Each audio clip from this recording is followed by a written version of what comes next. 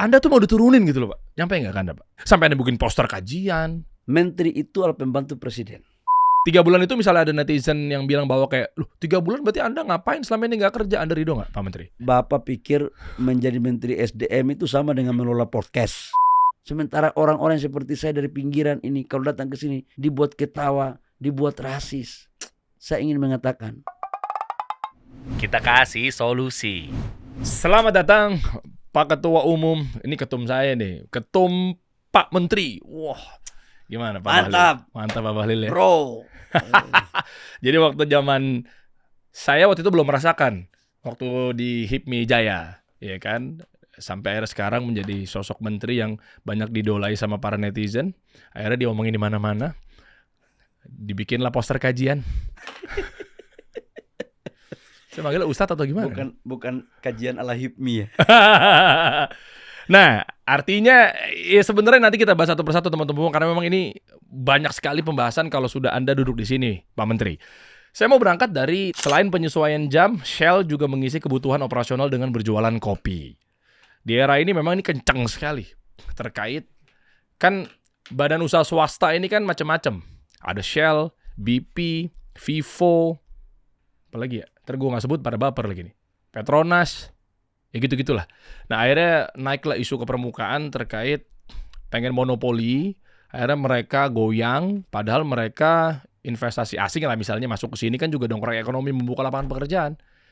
Oh artinya nggak selaras dong sama Pak Prabowo pengen membuka lapangan pekerjaan. Wah, nah, itu seru sekali Pak Menteri. Karena tujuan kita di sini banyak audiens kita adalah para pengusaha, ekonomi mikro, ekonomi kreatif. Bolehlah kita bahas semuanya. Aman ya Pak Menteri ya? Aman. Mainkan. Nah ini menariknya, catatan saya banyak sekali Pak Menteri. LPG 3 kilo, Anda malah bukan ngawasin tapi malah ngebebasin mereka 25.000 harganya. Nah ini saya kumpulin datanya nih. Enaknya berangkat dari mana dulu Pak Menteri? Terserah aja. Siap. Saya ikut aja. Siap. Mana yang paling baik? Saya kan tamu. Saya akan mengikuti tuan rumah. Apa aturan main tuan rumah itu yang terbaik. Oh siap. Ini baru ketum nih, mantap nih. Kita berangkat dari sini aja Pak Menteri. Udah kebuka juga kan filenya. Ya. Nah tujuan kita sebetulnya gimana caranya dongkrak target Pak Presiden 8%. Apapun caranya menteri-menteri bertugas pada tupoksinya sehingga mereka bertanggung jawab untuk bantu ngedongkrak semuanya. Dari hal ini memang benar tujuan Anda untuk monopoli biar Pertamina juga akhirnya menopang. Nah ini kita bahas aja nih Pak Menteri. Jadi gini, Izin bro. Pak Menteri. Siap. Jadi yang pertama saya harus dudukkan dulu masalahnya. Oke. Ini kan kejadian dalam beberapa bulan lalu. Iya. Ketika beberapa badan usaha swasta mengalami kehabisan kuota impor. Iya. Pertama, tidak ada itu monopoli. Oke. Sekalipun dalam Undang-Undang Dasar 45 pasal 33 mengatakan bahwa rantai-rantai produksi yang menguasai hajat hidup orang banyak itu dikuasai oleh negara. Oke. Saya mau tanya, pompa bensin rantai produksi yang menguasai hajat hidup orang banyak nggak? Iyalah. Iya kan? Iyalah. Itu harus dikuasai oleh negara. Itu perintah Undang-Undang Dasar 45 pasal 33. Oke. Nah, kaitannya dengan badan usaha swasta. Mereka ini di tahun 2025 itu sudah mendapat kuota 110% dibandingkan dengan 2024. Mereka tuh berarti disebar secara rata? Iya semuanya. Oke. Semua sudah mendapat kuota. Masing-masing? Masing-masing. Oke. 110%. Contoh, bro 2024 mendapat kuota 100.000, di 2025 mendapat 110.000 ton. Oke. Itu adalah perencanaan dari Januari sampai Desember. Oke. Kemudian Ya. begitu mungkin bulan Agustus atau September kuota impornya udah habis. Nah terus? Kuota impor mereka udah habis. Tapi bukan berarti negara nggak kasih impor kan? Negara kan udah kasih 110%.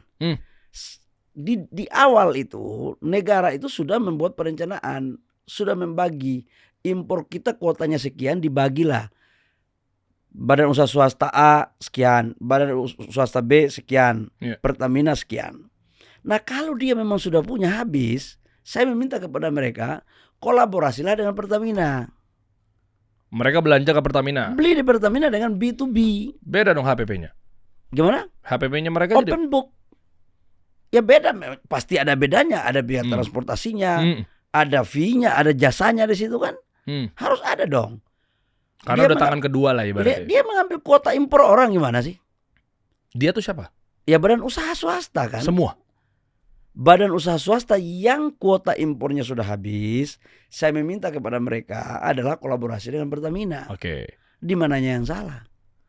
Kemudian saya pimpin rapat dengan mereka. Oke. Saya jelaskan dan mereka setuju untuk ngambil di Pertamina. Saya sendiri memimpin rapat. Oh. Tetapi dengan open book, tidak boleh ada saling merugikan, win-win, kualitasnya harus bagus. Saya pikir secara B2B silakan aja. Oke. Tetapi pasca itu ada oknum badan usaha swasta yang memain-main, yang mempergunakan sosmed untuk mempengaruhi publik dan menekan kebijakan pemerintah. Yang ujungnya adalah agar kita memberikan kuota impor tambahan. Mana bisa bahlil digituin. Negara nggak boleh ditekan-tekan seperti itu. Negara yang mengatur pengusaha itu adalah negara. Tapi negara juga nggak boleh zolim sama pengusaha. Saya kan mantan pengusaha. Iya. Saya kan berproses dari pengusaha. Saya pernah menjadi ketua umum HIPMI. Pernah menjadi menteri investasi. Iya. Jadi saya katakan kepada teman-teman, di sini letak kita win-win. Apalagi asing mau intervensi negara, nggak boleh. Oke. Jadi cara-cara itu yang menurut saya harus menjadi bagian yang menjadi perenungan kita bersama. Kalau semuanya diselesaikan dengan baik, saya pikir nggak ada masalah. Tadi Pak Menteri menyebutkan bahwa ada oknum yang coba bermain-main. Berarti kan Anda pegang data dong? Kan kalau kecuali narasinya, saya rasa takutnya ada oknum nih. Tapi Anda bilang, Anda berarti ada oknum, berarti udah ada. Itu sama dengan orang Papua bilang, adek kau baru mau tulis kakak sudah baca. Nah, itu. Jadi datanya itu udah tahu sama tahu aja. Tapi beneran ada maksudnya? Ada, nggak mungkin kalau ngomong begini. Loh, dengan memframing, dengan tidak menjual minyak, menjual kopi, menjual teh, Gitu. seolah-olah bahwa ada PHK.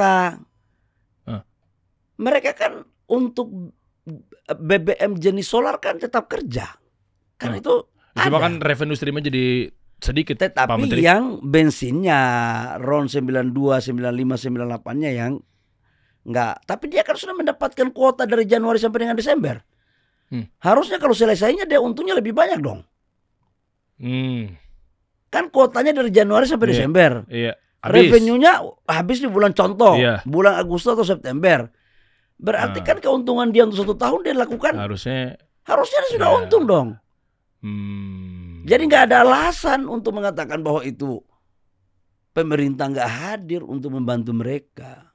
Tapi sebenarnya kalau angle-nya dibalik gimana Pak Menteri? Misalnya memang kita harusnya berjaya berdiri di negara sendiri dong yang lokalnya. Ini misal doang misal nih. Oh iya. Misalnya beneran anggaplah direalisasikan monopolistik.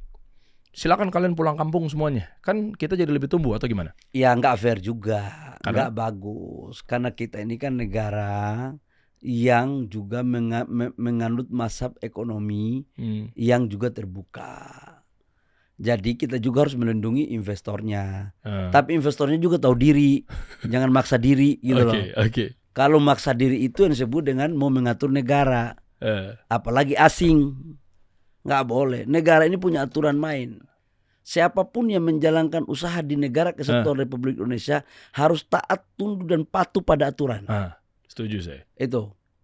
Kalau ditanya bahwa saya melanggar aturan, aturan mana? Yang salah itu kalau tidak kita memberikan kuota impor. Yang salah itu kalau kuota impornya sama dengan tahun lalu. Ini kita sudah memberikan 10% penambahan. Masih pula ngotot. Gitu loh. Tapi membaik nggak faktanya? Dengan adanya aturan-aturan buktinya ini? sekarang begitu kita suruh implementasikan kolaborasi dengan Pertamina, jalan. Tumbuh, artinya tumbuh. Kita ngomonginnya sektor dari SDM misalnya. Ya misalnya membaik ya dengan adanya pola ngambil lu di Pertamina aja lu sono. Sangat baik sekarang. Malah justru membaik. Strategi. Buktinya semua sekarang jalan baik. Oh, oke. Kan ada 4 atau 5 badan usaha swasta. Tapi kan pengangguran jadi banyak. Mana pengangguran? Yang tadi isu-isunya itu banyak yang jualan. Ya dibuat. Mana ada pengangguran? Oh, jadi mereka tetap kerja? Loh, ini kan bukan di SPBU itu kan bukan hanya bensin yang dijual, ada solar juga. Enggak, yang tadi yang nggak ada karyawannya udah pada katanya sepi, dipecat karena udah efisiensi. Itu beneran dipecat apa enggak? Katanya. Maksud saya itu adalah bagian daripada membangun persepsi seolah-olah. Berarti dia oknumnya? Ya saya katakan waktu itu, saya katakan begini, udahlah aku ini mantan pengusaha. Saya sama pelat kuning jangan saling mendahului. Jangan gertak-gertak. Logonya juga warna kuning lagi ya? Iya. Ini adek, kau baru mau tulis kakak subaca. Ini. Iya. Oh wow, jadi itu dari klarifikasi teman-teman semua. Ini kan sebenarnya pesanan dari audiens. Dan gini, sorry ya. Ya. Sorry Yes. Siapa Menteri? Apa yang terjadi sekarang? Udah 2-3 bulan terakhir ini kan kolaborasinya dengan Pertamina. AKR contoh. AKR itu apa? Oh, badan usaha swasta. Oke. Dia sudah melakukan kerja dengan Pertamina dari awal. Nggak ada itu soal.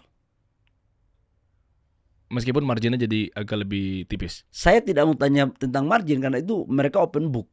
Pemerintah nggak boleh mengintervensi marginnya orang.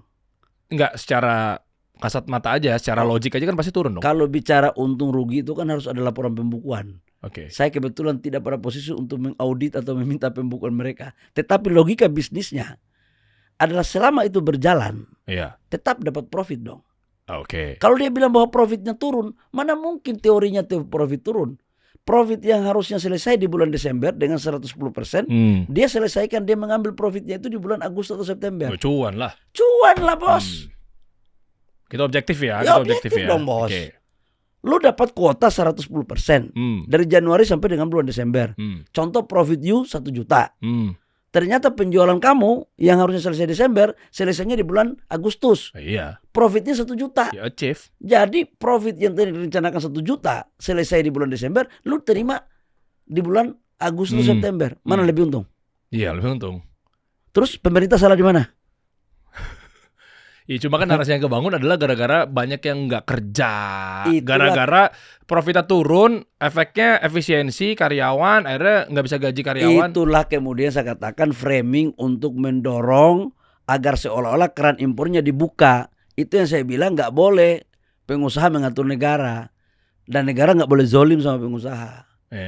Itu kira-kiranya. Biar clear ya. Clear nih. Clear nih. Jadi bukan kita anti badan usaha swasta, enggak. Mereka bagian daripada kita kok. Tapi ingat ya, menyangkut dengan beras, menyangkut dengan minyak, itu adalah cabang-cabang produksi yang menguasai hajat hidup orang banyak. Dan itu dikelola oleh negara. Kalau boleh saklek saya katakan, ya, ya namanya dikuasai oleh negara, itu negara yang mengatur. Tapi kan nggak bisa begitu narasinya Pak Menteri. Loh, baca undang-undang. Misalnya terlalu tajam. Lu baca pasal 33 Undang-Undang 45. Baca aja di situ. Pasal 33 Undang-Undang 45 itu nggak ada tafsiran lain. Iya, tapi gini izin Pak Menteri, dengan narasi kan sempat waktu itu, saya takut salah sebut nih. Ada di kepala sebenarnya sih nama kepalanya atau nama menterinya. Tapi anyway lah, kalau langsung bilang kita punya hak, ini tanah kita, ingat nggak dulu kan sempat ramai kan? Oh itu udah konteks yang berbeda. Ya, nggak, tapi kan kalau narasi kita yang punya hak untuk kita kuasai negara, itu jadinya malah responnya negara punya hak untuk mengatur. Itu oke. Oke? Karena perdagangan usaha itu merupakan bagian instrumen negara dalam rangka meningkatkan pendapatan negara. Tetapi negara yang mengatur. Ya. Ada aturan yang harus dipatuhi. Ya, dan itu siapapun harus taat. Ya. Saya kan mantan pengusaha juga. Saya dulu waktu jadi pengusaha kan ketemu pejabat susah juga. Loh iya dong. Iya betul. Jangan orang datang seenak-enaknya mau ngatur diri sendiri, mau mengatur negara.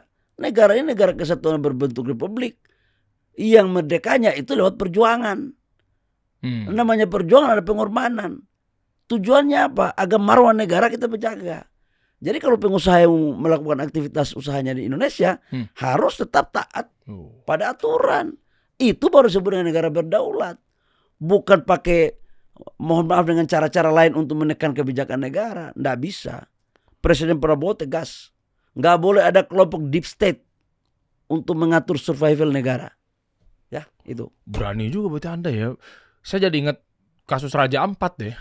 Karena Anda berani banget tuh nutup begitu. Karena sebelumnya nggak pernah ketutup. Karena memang mungkin ada oknum-oknum pejabat apa segala macam yang bermain senggol sana senggol sini, kolong meja, atas kursi. Apa itu Raja Ampat itu? Ya nanti kita bahas lah. Tapi keberaniannya beliau saya apresiasi. Makanya saya pakai baju khusus ada inisial B. Bahlil. Iya. Masuk barang itu. Padahal mungkin yang lain ya. Tahu logo ini, Pak? Ya ada Bahlilnya boleh, ada Bitcoinnya boleh. Anda ada investasi di Bitcoin? Saya kebetulan jadi pejabat negara, nggak boleh lagi melakukan hal boleh. di luar itu, nggak boleh. Tapi ini anyway, sebenarnya ini nggak penting. Tapi gara-gara logo. Tapi saya mau tahu sudut pandang Anda, menurut Anda Bitcoin itu seperti apa? Saya pikir segala sesuatu yang baik ya untuk bagaimana bisa meningkatkan pendapatan negara, pendapatan perusahaan, dan salah satu instrumen pembayaran yang memudahkan. Selama tidak melanggar aturan, bagus. Selama tidak melanggar aturan. Tapi kalau melanggar aturan sekalipun bagus, nggak boleh. Negara ini negara hukum. Makanya OJK ngatur, Bapepti ngatur, nggak ada upaya untuk ngeganti mata uang, itu kan jadi masalah. Ya, Kita lihat. Kalau tidak diatur oleh negara, mau jadi apa negara ini? Iya, betul. Ini apa? Kita mau apresiasi sebenarnya dari segi ketegasannya Pak Menteri, Bahlil gitu ya dan lain sebagainya. Cuma memang isunya yang saya pengen Anda klarifikasi di sini adalah isu ya, kita ngomong ya. Nggak tahu lagi nanti ada tunggangin siapa apa segala macamnya. Kok kalau dengan ketegasan, gini, saya ada marketingnya, knowledge sedikit, izin Pak Menteri. Segala sesuatu kalau mau mantap itu harus bisa melawan musuh masyarakat. Ya kan, makanya si A begitu nyerang ke sini, si B tutup bea cukai, si C kita harus pangkas, gitu. Masyarakat teman, akhirnya menekan resistensi dan sentimen publik atau masyarakat atau warga kepada pemerintahnya. Tahu sendiri lah, pokoknya kan ibaratnya apa yang dilakukan pemerintah salah aja. Cuma kok tadi saya rasa saya dari awal mantap nih. Ini kan yang bener yang aslinya begini nih klarifikasinya. Tapi kok di luar tuh kesannya kayak Anda tuh mau diturunin gitu loh Pak. Nyampe nggak ke Anda Pak? Sampai Anda bikin poster kajian. Saya itu begini ya. Itu jadi saya harus tahu nih sebenarnya saya harus percaya sama siapa Pak Menteri? Satu, pertama, menteri itu adalah pembantu presiden. Oke. Yang kedua, menteri itu adalah tugasnya menjalankan apa yang diperintahkan oleh undang-undang dan apa yang diperintahkan oleh aturan dan apa yang diperintahkan oleh presiden. Oh iya. Tujuannya adalah untuk kesejahteraan masyarakat, untuk melayani masyarakat. Bahwa dalam proses implementasi kebijakan banyak yang terganggu, apalagi saya di sektor SDM, itu pasti ada gerakan tambahan yang muncul. Nah kemudian kalau dibilang bahwa ada orang yang ingin menurunkan, bagi saya yang berhak menilai pekerjaan saya terakhir adalah presiden. Rakyat boleh memberikan pandangan sebagai negara demokrasi. Boleh memberikan masukan, kritikan apalagi. Ya itu konsekuensi negara demokrasi. Nggak ada masalah. Nggak ada masalah. Berarti rapot sesungguhnya ada di presiden? Namanya pembantu itu berarti kan ada komandan yang menjadi pimpinan kita kan. Hanya presiden? Atau wapres juga? Presiden dong. Presiden kan wapres juga membantu presiden. Berarti apapun opini publik apa segala macamnya, kalau kata presiden jalan-jalan. Sudah berarti itu harus beriringi dengan prestasi-prestasi yang positif, dengan kinerja yang baik. Tapi kan kalau di sosmed sekarang kan dengan segala hormat saya mohon maaf. Brother kan tahu juga. Ada robot di situ. Ada abuleke di situ, ya kan? Kalau pandangannya objektif sih asik kita. Senang lah saya. Saya kan mantan aktivis juga. Saya kan nggak anti kritik. Tapi saya pernah membaca satu buku ketika saya masih mahasiswa. Dia mengatakan begini. Jangan kita pernah menyalahkan orang yang menyalahkan kita. Karena sesungguhnya dia tidak ketahui tentang apa yang kita ketahui. Di bait kedua dia mengatakan, biarkanlah semua masalah itu kembalikan kepadaku. Akan kuselesaikan dengan caraku sendiri. Dan di bait ketiga dia bilang, semua masalah yang orang anggap itu akan terselesaikan seiring waktu dan berproses secara alamiah. Jadi kalau ada orang yang punya pandangan lain dari pandangan saya, itu hak dia. Hak dia. Tapi dia juga tidak boleh memaksakan kehendak seolah-olah bahwa pikiran itu yang paling benar. Iya dong. Nggak boleh. Siapakah yang mengetahui bahwa pikiran itu yang paling benar? Ya, orang atau institusi yang memberikan tugas kepada kita. Karena KPI-nya di sana. Oke. KPI-nya di sana. Tapi saya masih penasaran, nggak tahu Anda penasaran juga apa enggak ya? Saya masih bingung. Kenapa akhirnya kok rakyat? Saya tajemin nih, izin Pak Menteri. Kayak pengen banget Anda tuh nggak ada gitu di kabinet. Itu kenapa ya Pak Menteri? Saya nggak tahu apakah statement-statement Anda yang tiba-tiba habis rapat keluar, Bapak tahu ada demo? Hah? Demo? Di mana demo ya? Kayak Anda kan selalu kontroversial sekali kan di sosial media gitu loh. Apakah memang Anda sendiri yang buat atau memang saya koreksi kalau saya salah gitu. Di publik tuh begitu Pak Menteri. Saya juga nggak tahu ya karena Kenapa saya ya, jarang Pak? baca sosmed. Saya Ada apa sebenarnya? Saya gini bro, Siap. pekerjaan saya itu adalah membaca aturan, membaca perpres, undang-undang, PP, permen, membaca berkas. Saya harus menerjemahkan apa yang diperintahkan oleh presiden. Media massa yang cetak, online, yang normal gue baca. Tapi itu pun tidak terlalu intens setiap hari. Sosmed, akun pegang sendiri. Saya nggak punya waktu, nggak punya cukup waktu untuk fokus membaca. Tapi kadang-kadang saya baca. Nah menyangkut kemarin yang tadi dibilang demo apa itu. Jadi waktu itu ada cerita. Ini ada klarifikasinya nih. Oke. Bukan klarifikasi. Karena disinggung saya menceritakan. Boleh. Nah, mantap nih. Saya itu kan hari itu adalah baru pulang dari daerah, kemudian rapat di kabinet. Rapatnya mungkin kalau tidak salah mulai jam 10 atau jam 11 gitu. Sampai jam 3. Waktu kita kalau rapat di istana kan handphone kita harus dikumpulin, gak kita tahu.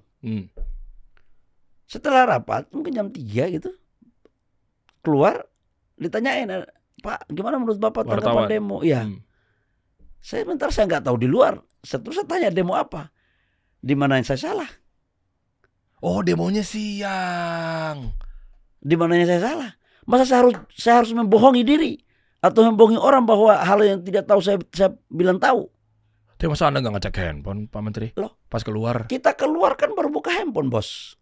Handphone kan di depan istana. Handphone pun belum nyala. Nggak ada kayak saya aja skala kecil ya, izin Pak Menteri ya, di kantor aja ada rusuh waktu itu pasti langsung ada ini tahu ada ini masa nggak? Itu kalau kita nonton. Ini gimana sih baru keluar rapat? Baru ambil handphone kita belum buka, belum tahu informasi, baru 4 menit sudah ditanya oleh wartawan. Ya. Konteksnya di situ loh. Soal lain kalau saya tahu. Ini kan saya nggak tahu. Digoreng lah. Terus saya katakan demo apa? Terus di mananya yang salah? Itu loh. Makanya saya katakan bahwa harus juga kita bijak. Kita harus bijak dan objektif. Baik dalam memberitakan maupun mengeluarkan gambar, ya juga harus dengan standar-standar yang baik lah. Betul. Manusiawi yang baik lah. Betul. Berarti kan sebenarnya Anda juga terhadap target, KPI itu ngawasin ya. Maksudnya kalaupun ada demo saat itu ya berarti Anda ngawasin, ngecek juga. Saat itu mungkin Anda kurang tahu atau mungkin nggak tahu. Saya di mobil pulang baru saya dikasih tahu sama ajudan. Betul, dipastikan bahwa di kementerian Anda ini benar-benar dijagain, ada KPI, ngawasnya. Tapi apakah LPG 3 kilo juga Anda awasi? Soalnya banyak yang bilang itu Anda loss di situ, Pak Menteri izin. Kok bisa-bisanya harga yang beredar 25.000, kan sempat ramai itu. Nah, soal mengawasi itu gimana Pak Menteri? Jadi gini, makanya di bulan Februari 2025, subsidi LPG itu 87 triliun setiap tahun. APBN ini untuk rakyat. 80 sampai 87 triliun. Wow. Negara, harga real di rakyat itu sebenarnya itu 4.250. Selebihnya itu disubsidi oleh negara. Maka di pangkalan itu harganya itu harus maksimal di angka 17.000 sampai 18.000. Tapi yang terjadi adalah 25.000. Kenapa Anda loss di situ, Pak Menteri? Entar dulu, Oke, bukan oke. loss. Saya kan masuk jadi Kementerian SDM kan bulan Agustus tahun 2024. Iya. Justru saya tahu masalah, maka saya perbaiki. Dengan cara memperbaiki adalah melakukan penataan. Supaya harga yang sampai ke rakyat itu adalah cukuplah 18.000. Mulai maksimal 19.000 lah. Jangan 25.000. Ini yang dimainkan lah harga-harga ini. Sebentar, izin Pak Menteri. Berarti waktu Anda menjadi Menteri SDM, sampai berapa lama Anda baru mengetahui ternyata di bawah tuh lagi ada permainan harga? LPG 3 bulan. 3 bulan. Hanya 3 bulan kemudian kita melakukan langkah-langkah Oke. penataan. 3 bulan itu misalnya ada netizen yang bilang bahwa kayak, loh 3 bulan berarti Anda ngapain selama ini nggak kerja? Anda ridho nggak Pak Menteri? Pak, Buat netizen misalnya. Bapak pikir menjadi Menteri SDM itu sama dengan mengelola podcast? Kenapa gue jadi serang balik ya? Bapak pikir Netizen Pak Menteri. mengelola SDM ini, Pak? Ya, siap. Ini mengelola pasal 33, Pak. Iya. Bapak mengelola tambang. Iya. Bapak mengelola migas. Oke. Bapak mengelola energi baru terbarukan. Banyak ya. Bapak mengelola listrik. Oke. Bapak mengelola gunung berapi. Oh iya. Bapak mengelola tanah bergeser, longsor. Iya. Macam-macam. Bapak mengelola geopark. Ini kita baru tahu nih kayak begini-begini. Kira ini kan Anda 3 bulan. Kalau saya kerjanya cuma mengurus LPG sama BBM, cukup 2 minggu aku jadi Menteri SDM udah ngerti. Udah ngerti. Itu. Oke. Jadi kita tahu itu, Pak. Habis itu baru kita melakukan penataan. Tujuannya apa? Agar harga yang turun ke rakyat itu jangan kita naikkan. Saya ini, Pak, dulunya orang paling susah nih. Orang miskin saya. Saya itu sejak SMP sudah kerjaan saya mikul beras jatah. Beras subsidi. Dari lurah ke rumah saya. Oke. Yang kutunya banyak, berasnya merah-merah tuh. Afiliator berarti dulu Pak Menteri. Apa itu afiliator? Kan nggak produksi barang tapi mengafiliasi enggak. jualin Itu produk enggak, orang kan? enggak, Produksi enggak. sendiri. Itu adalah negara memberikan beras jatah kepada orang yang miskin. Ya, tapi Pak Menteri yang mikul kan? Saya mikul jatah punya kami. Iya. Oh, punya sendiri. Punya sendiri. Oh. Waktu itu tahu nggak? Ketika timbangan dari kantor lurah yang harusnya kami dapat 25 kilo, cuma dapat 23 kilo. Nah, saya pulang, bapak saya pukul saya. Suruh balik untuk meminta lagi 2 kilo. Karena kalau kami cuma dapat 23, adik-adik saya mau makan apa? Disitulah kemudian yang tertanam dalam pikiran dan batin saya. Bahwa yang namanya hak rakyat, subsidi hak rakyat, jangan ada oknum lain yang mempermainkan itu loh. Maka saya nggak rela ketika hak rakyat yang harusnya bayar 18.000, maksimal 19.000 disuruh bayar 25.000. Disitulah saya. Dan pasti banyak yang terganggu. Dan itu risiko saya hadapi. Oh, berarti ada mafianya kali ya? Saya mati untuk rakyat jauh lebih berharga dan bermartabat di bangsa ini. Daripada saya harus membela orang-orang seperti itu. Kenapa? Karena saya pernah merasakan hidup susah. Oh, wow. Itulah kemudian rame banget waktu itu. Tapi oke, itu sudah lewat. Kalau ditanya, kenapa mau ambil risiko? Ya kalau nggak mau ambil risiko, yuk jangan jadi menteri dong. Iya. Tidur-tidur aja kok di rumah. Oke. Loh ini kan kita jadi menteri, ini kan mau menyelesaikan masalah. Kalau nggak mau ambil masalah, jangan ambil beban. Yeah. Tidak ada menteri yang tidak menyelesaikan masalah. Cuman di saya ini kan, di tempat saya kan, masalahnya bisa membuat orang kaya cepat, bisa membuat orang punya pendapatan berkurang. Iya. Contohnya 25.000 tadi artinya udah diberes tuh Pak. Nggak ada lagi yang jual 25.000 Ya tuh. sekarang pun Masih 100% bagus sih nggak, tapi minimal udah mulai berkurang.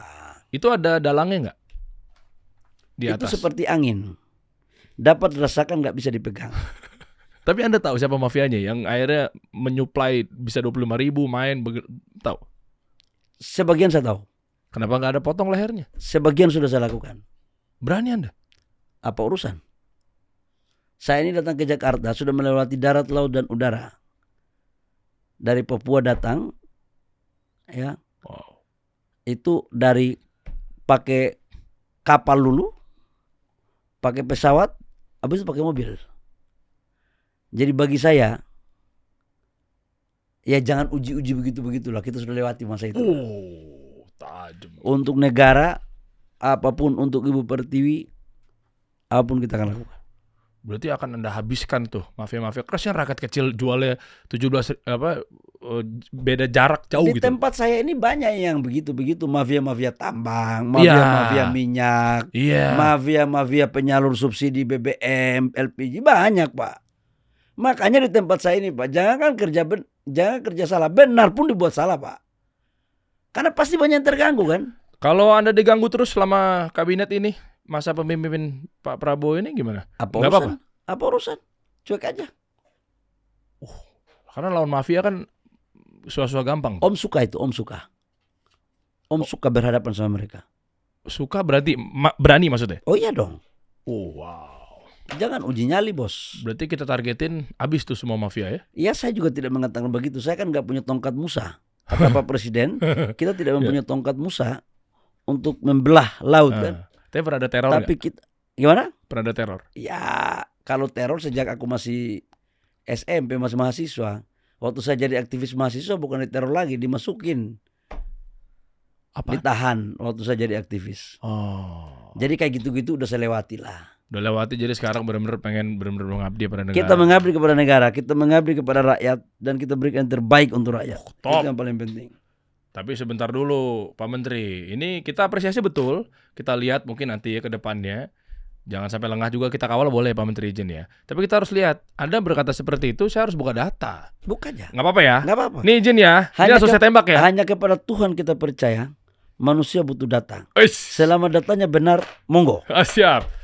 Nih, saya belak-belakan aja nih. Belak-belakan. Buka, coba kalau ada data. Maksudnya gini, saya tahu dan dalami ya. Kalau tahu mungkin udah dari SMP, SMA, ya kita sadar bahwa oh ternyata negara ini ada ESDM gitu ya.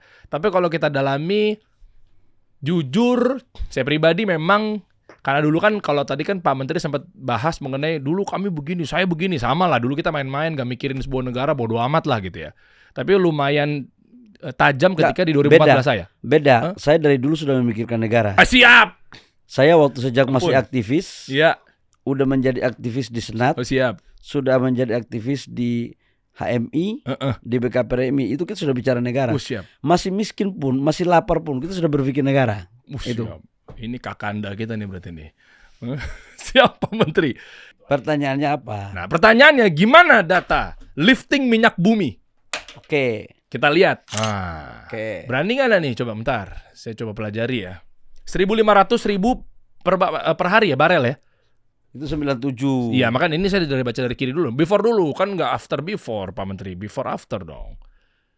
Nah, 97 1.520 1.570. Iya. 1,5 1,6 juta Ini barel hitungannya per day. juta ya. 1,6 ya. 1,5 sampai 1,6 ya. Per day. Per hari. Ya. 97. Pak Harto tuh ya. Ya. Indonesia di tahun 2024 itu 577 tuh kan? Ya. Ini kan angka turun Pak Menteri. Ya, 570. Bener dong? Ya ini makanya saya mau tahu nih dari sisi menteri terkait, maksudnya ada kerjanya nggak nih? Boleh dong, saya kan sebagai rakyat kan boleh mengkritisi dong. Boleh. Ya kan? Kalau kritik itu boleh. Ya, jangan-jangan mungkin ada sumurnya udah tua, dibiarin. Ya kan kita nggak tahu Pak Menteri. Jangan-jangan mungkin pola pikirnya nggak bisa melihat Oke, opportunity. langsung pertanyaan di mana? Data Anda selama Anda di tahun. Oke. Nggak buka dong. Nah. Ini kan 2024. Berarti tuh 1.597 tuh kan nurun. Berarti 2000.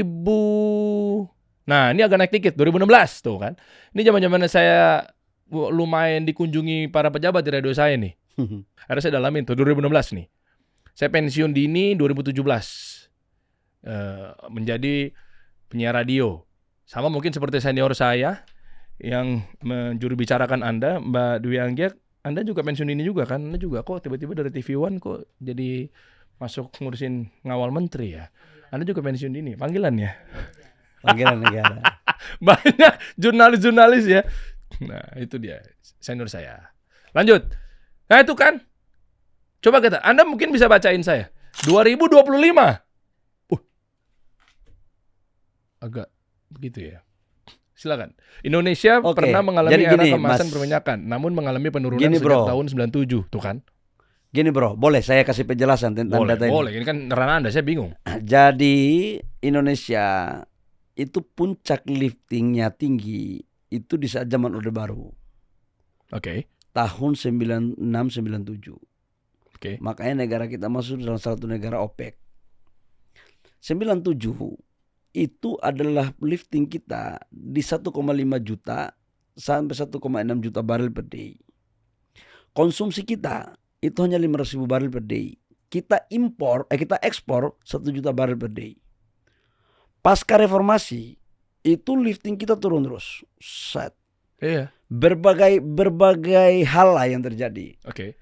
Baik dari regulasi, sumur kita udah tua, teknologi, dan apalagi IMF waktu itu Iya. membuat bukan membuat utang, merekomendasikan untuk melakukan reform terhadap negara kita agak keliru menurut saya. Nah, setelah itu turun 2007 itu hanya 963.000 barel 2007. Kemudian naik lagi 2008 menjadi 986 barel karena ada gedung Kris Belanak ini penambah dapat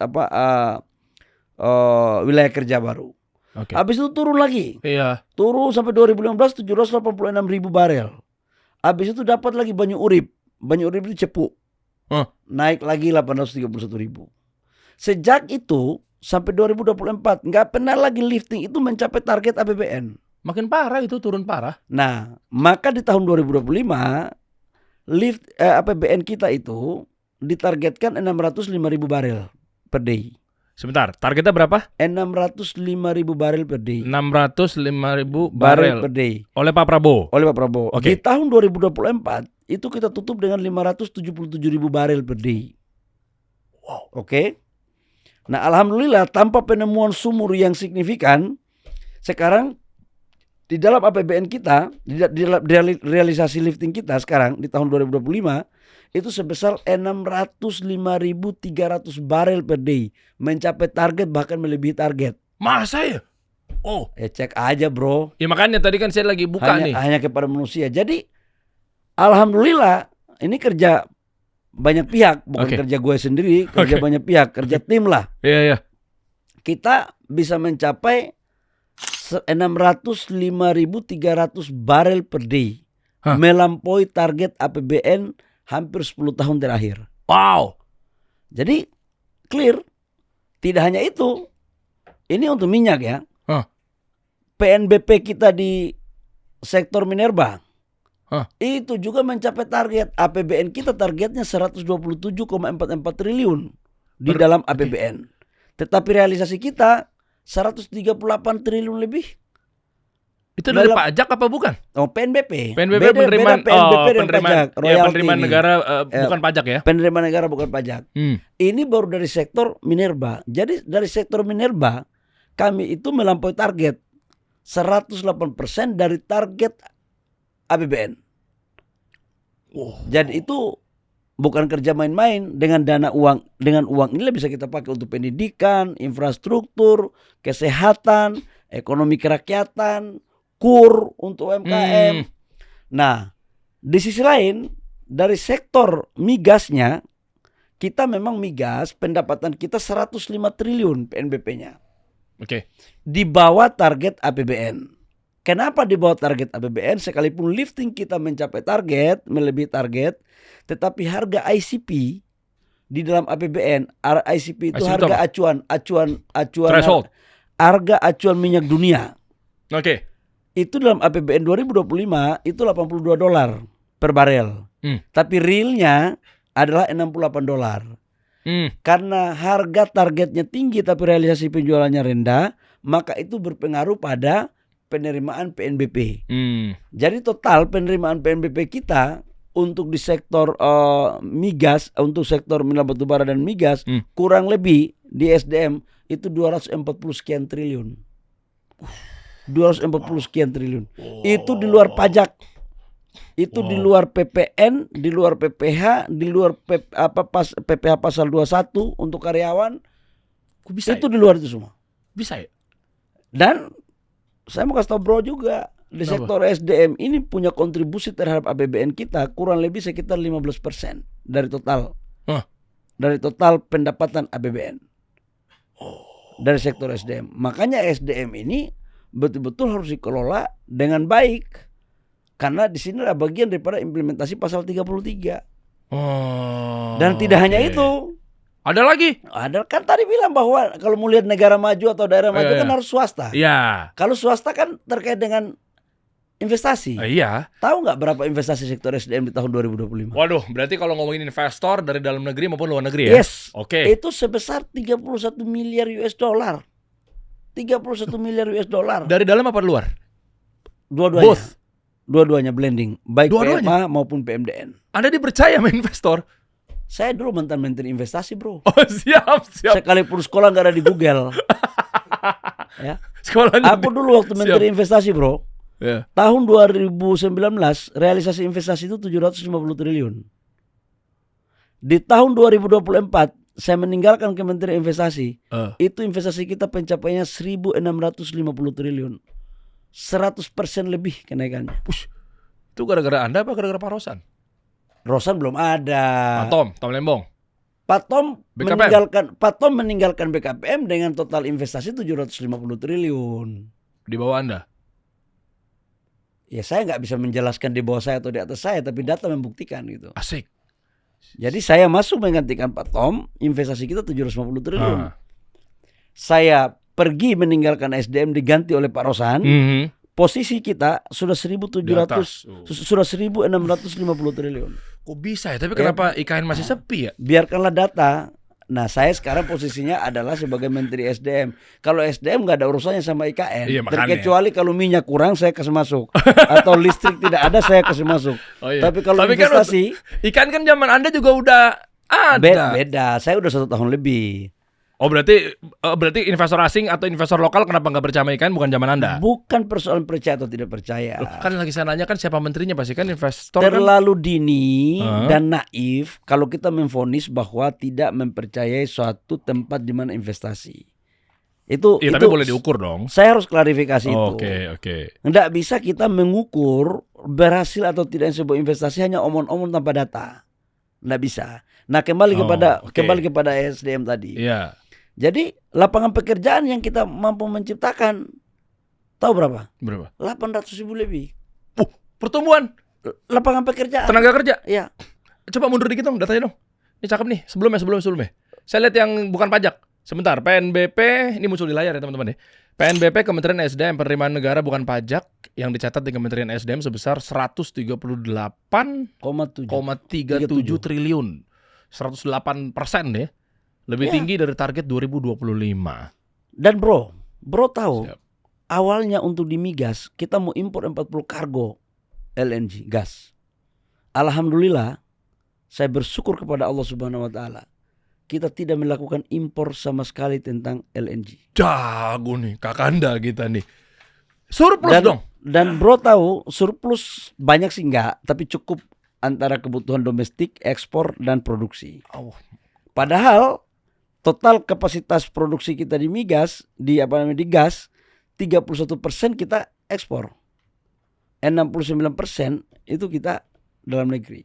Iya enggak Jadi ada- Oh, iya 60%-nya itu kan impor. Enggak ada impor. Enggak ada impor. Total produksi kita 69% untuk konsumsi dalam Oh negeri. iya, oke. 31% kita ekspor. Hmm. Padahal di awalnya Mhm. kita akan mengalami defisit terhadap cadangan gas kita dari produksi. Terpaksa harus impor semua. Harus kita misalnya. impor. Iya. Kita bagaimana caranya? Alhamdulillah tidak impor. Oke. Oke. Solar Hmm. yang 2024 kita impor 8 juta kiloliter. Sekarang kita impor cuma 5 juta. Cakep. Dan 2026 insya Allah kita tidak akan melakukan impor solar lagi. Yakin? Bro, itulah bro ini. Bro ini kalau lihat orang Papua muka hitam seperti saya selalu tidak yakin bro ini. Ini kan Jangan goi Pak sampai- Menteri. Bukan kan Jangan hal sampai goi. bro ini. Ini sahabat gue di HIPMI ini begini nih. Ini aku kadang-kadang melihat Siap. orang gini ya. Ampun ketum, gimana? Kadang-kadang aku melihat Siap, orang Tom. begini ya. Orang itu suka underestimate kepada orang. Bukan underestimate Pak Menteri. Ini kan hal Ini- yang ini- goib kan ini wajar kita. kejadian, ini kejadian di gua nih. Kenapa? Gua dulu waktu jadi menteri investasi, orang bilang Bahlil apa bisa menjadi menteri investasi? Nyatanya. Dulu dari BKPM, gua jadi kepala Kepala. BKPM 1 tahun. Habis itu BKPM dijadikan sebagai menteri Iya. kementerian. Dari kepala badan ya. Kepala badan. Oh. Investasi 750 triliun kita tinggalkan 1.650 triliun. Ngomong-ngomong soal investasi triliunan, izin Pak Menteri. Saya masuk di Pak. SDM, banyak juga orang meragukan di awal-awal. Alhamdulillah karena Allah Subhanahu Wa Taala dan atas kepemimpinan Bapak Presiden Prabowo, lifting kita mencapai target. B40 berjalan baik. Listrik desa. Saya masuk di SDM itu masih ada 5.700 desa dan 4.400 dusun yang belum ada listriknya. Bayangkan bangsa sudah 80 tahun merdeka, masih ada 5.700 desa, 4.400 dusun yang belum ada listrik. Saya pernah menjadi anak yang lahir tanpa listrik. Saya kenal listrik itu SMP kelas 1 baru saya tahu listrik. Iya. Belum nyampe sana ya? Iya. Tahu nggak sekarang kita buat? Sudah 1.516 titik Wow. yang kita masukkan listrik desa. Saudara-saudara kita juga masih banyak yang ada jaringan listrik tapi dia nggak punya kemampuan ekonomi untuk dipasangkan listrik. Iya. Kita pasangkan. Ada sekitar 200.000 rumah lebih. Tidak hanya itu bro.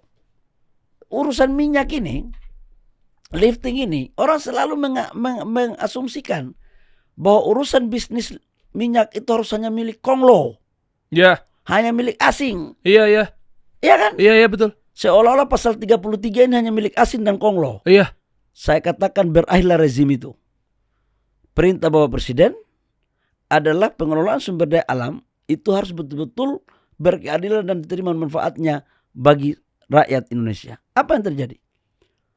Selama ini kan ada sumur-sumur masyarakat yang sejak zaman Belanda udah ada, tapi tidak ada izinnya. Dia masukin sendiri tuh. Iya, bukan hanya maju sendiri. Begitu diangkut untuk ekonomi keluarganya, ditangkap sama oknum aparat. Iya, ilegal. Oknum aparat nggak salah, karena memang Ilegal. ilegal. Hmm. Pertanyaan saya, sejak Indonesia merdeka, mana ada menteri yang berani mengeluarkan aturan untuk melegalkan mereka? Sebentar, ini peraturan menteri. Peraturan menteri. Permen atau? Permen nomor 14. Kita melegalkan untuk sumur-sumur masyarakat atas arahan Bapak Presiden Prabowo. Supaya apa? Rakyat kita ini juga bisa mengelola sumber daya alam mereka yang sudah ada secara turun-temurun. Jadi bukan dipangkas habis, tapi malah kita legalkan. Pak Prabowo tuh berarti ngayomi ya? Ngayomi. Dengan memperhatikan K3S-nya, lingkungannya, semuanya kita dorong.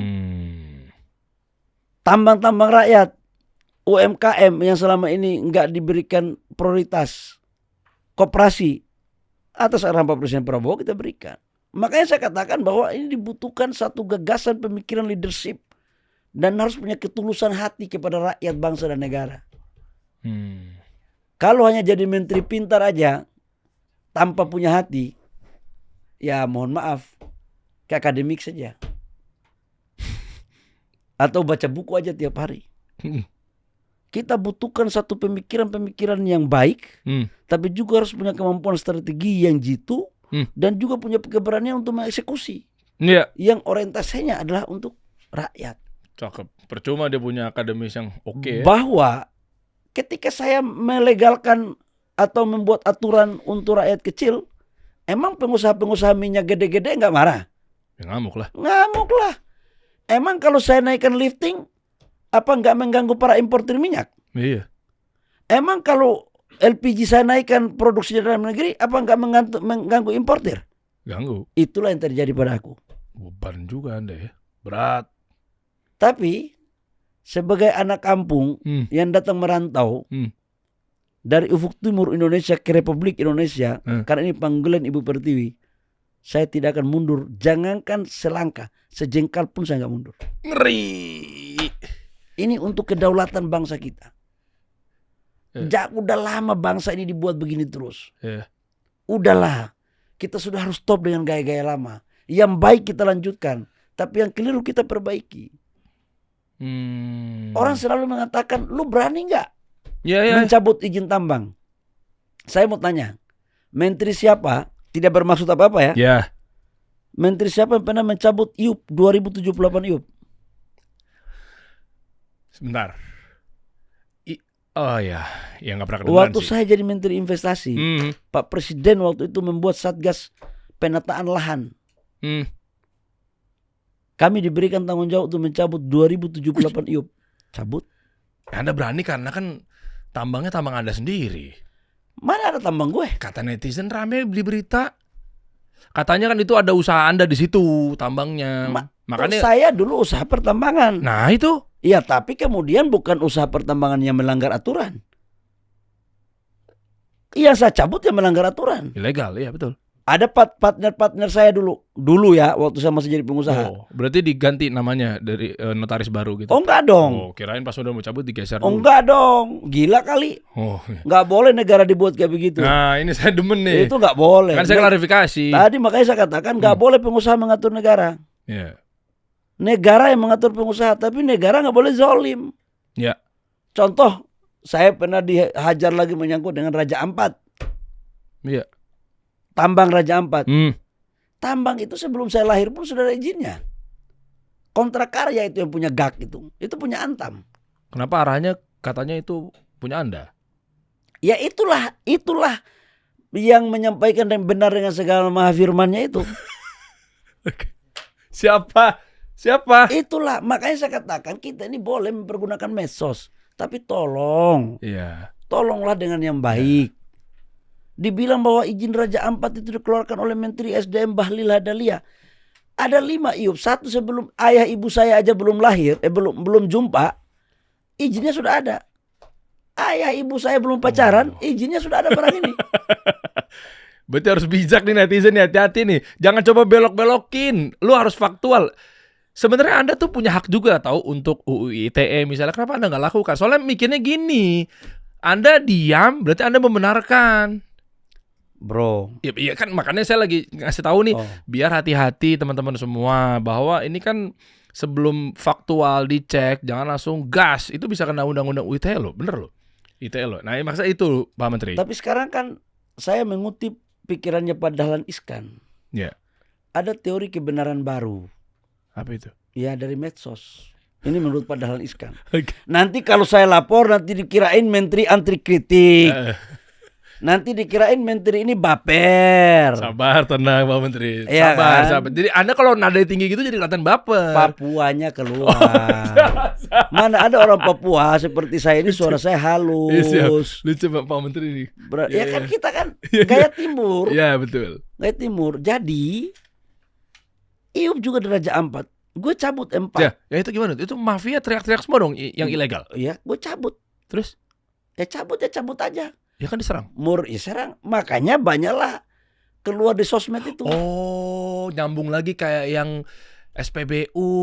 Berarti Anda udah tahu siapa oknumnya yang akhirnya menggiring buzzer. Itu sama dengan Aku Masih Seperti Yang Dulu. Asik. Judul lagunya Bruri. Marantika. Jadi itu IUP keluarkan oleh rezim waktu itu, masih rezim kepala daerah, oleh bupati, oleh gubernur.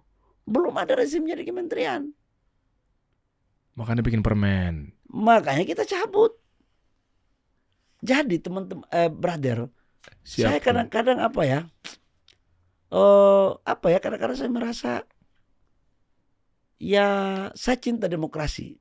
Sebagai mantan aktivis 98 yang ikut bersama-sama dalam mempelopori gerakan reformasi. Outputnya itu kan cuma 2.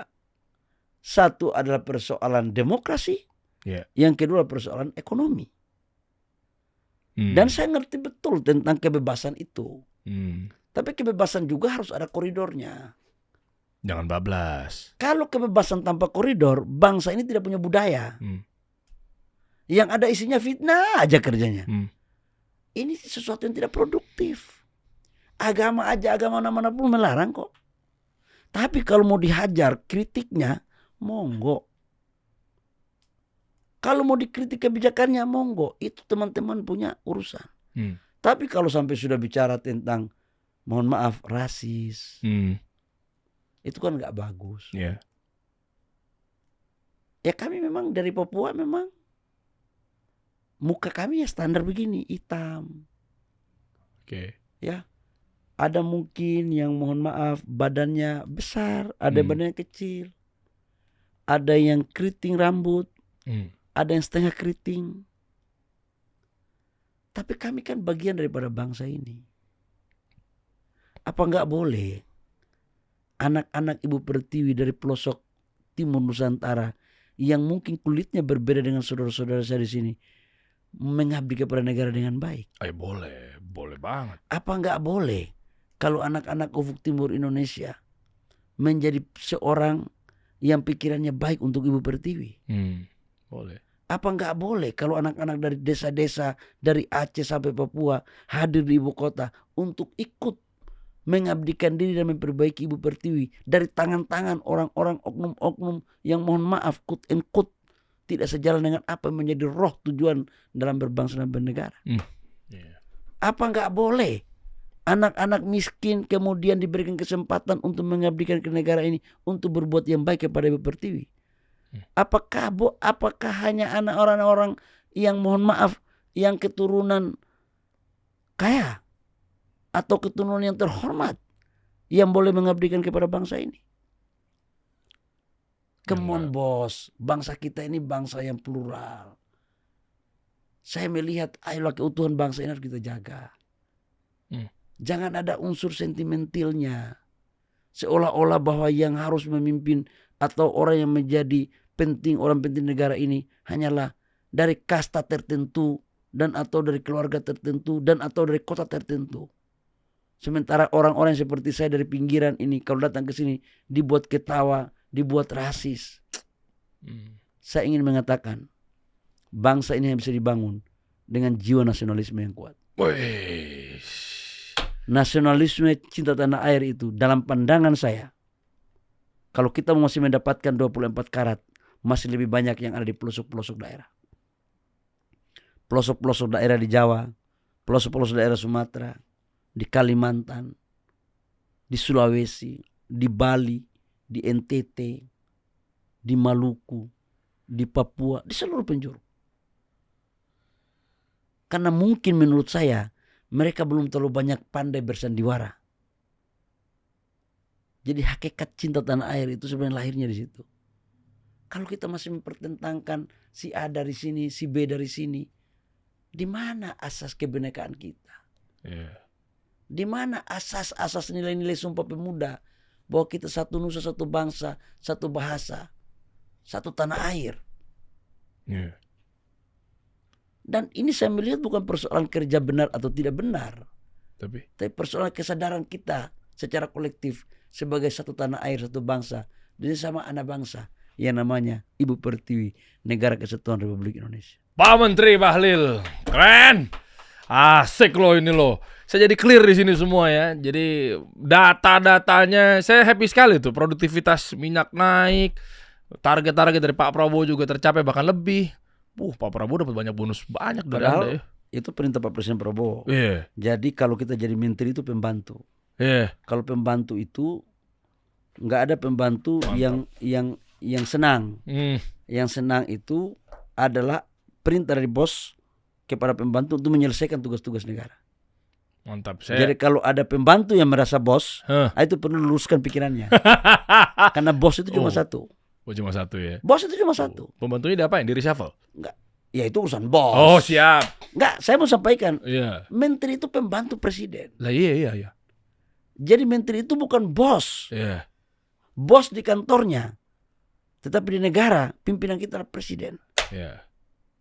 Dan karena itu, setiap masalah harus ambil alih masalah. Kalau ada pembantu yang tidak mau ambil alih masalah di tempat sesuai dengan job desk-nya, ya saya tidak tahu lagi apa yang kita mau sampaikan. Secara kebetulan aja di SDM memang isunya menarik terus. Tapi sekali lagi ya. Untuk kedaulatan dan marwah Ibu Pertiwi, saya tidak akan pernah mundur. Jangankan selangkah, sejengkal pun saya tidak akan mundur. Itulah bentuk kecintaan pengabdian saya kepada Negara Kesatuan Republik Indonesia dan seluruh rakyat Indonesia. Siap, Pak Menteri, Ketum, Kakanda, Ya. Abangda dan lain sebagainya. Oh, brother. Mantap ini Ketua Umum luar biasa nih. Hipmi Jaya, Hipmi. Hipmi Jaya. Yoi, ini ada apresiasi karena Anda juga banyak mengajari kami-kami yang ada di organisasi, pengusaha dan lain sebagainya. Karena tadi Anda juga bisa dibilang spiritualisme juga ada apa segala macamnya, hadiah. Sedap. Begitu pakai Paten barang ini. buat sholat paten masuk barang ini. Buat sholat super platinum. Untung tadi saya datang setelah sholat Jumat. Ya, yang pasti ini pemberian dari hadiah ya, sarung kecubung. Aman, nggak usah khawatir kok agak takut-takut. Takut disangkanya gratifikasi temuan Harganya di nih. bawah 100.000 jadi tidak gratifikasi. Kalau di atas 100.000 kita harus lapor. Harus lah. Lah kalau saya mau ngasih hadiah kenapa? Saya ulangi, Iya. aman karena di bawah 100.000. Oke. Kalau di atas 100.000 kita harus lapor. Nah, kalau misalnya ternyata ini di atas 100 Tapi ribu, karena saya datang ke junior saya, Iya. lebih dari 100.000 pun saya ambil. Karena ini adalah pemberian antara ade dan abang. itu dia. Itu poinnya. Apresiasinya ade, abang, apresiasi buat negara mengabdi Bu Pertiwi. Naiklah data-data. Nah, makanya udahlah, bismillah lah. Pak Prabowo Bismillah. juga tahu lah ini bukan gratifikasi. Izin Pak Presiden 08-ku ya siap nih. Super Platinum sarung kecubung silakan diterima mungkin Dengan mengucapkan Bismillahirrahmanirrahim saya terima. Buset. Kayak kita pimpinan sidang di ini aja, di rapat di HIPMI aja. Lagi pelantikan kali ya. Ini sarung kecubung selalu jadi tradisi sejak tahun 1966. Anda udah lahir, Pak Menteri? Belum. 66 belum lahir. 10 tahun kemudian. Ah, Saya lahir tahun 76. muda juga ya. Hah? Bro, kita kan sama-sama anak muda. Siap, 89, 76. Waduh. Masih unyu-unyu. Jadi sarung kecubung ini menghadirkan sebuah keindahan karya seni tradisional bermutu tinggi tentunya teman-teman. Nah, jadi artinya kecubung always be tradition. Keren. Ini saya bantu Roger, rapikan. makasih ya, Pak makasih. Menteri. Sama-sama Pak Menteri. Sama-sama. Saya tahu Anda habis ini meeting di kabinet ya? Ada rapat di kantor. Ada rapat di kantor. Untuk Oh. Ibu Pertiwi. Ah, itu dia rapat jadi nggak apa-apa saya obrolin padahal sebenarnya masih panjang sekali obrolan-obrolannya. Siap, aman? Siap. Makasih ya. Sama-sama. Makasih ya. Tum Pak Menteri. Yes, mantap. Pengusaha pejuang. Pejuang pengusaha. Kita kasih solusi.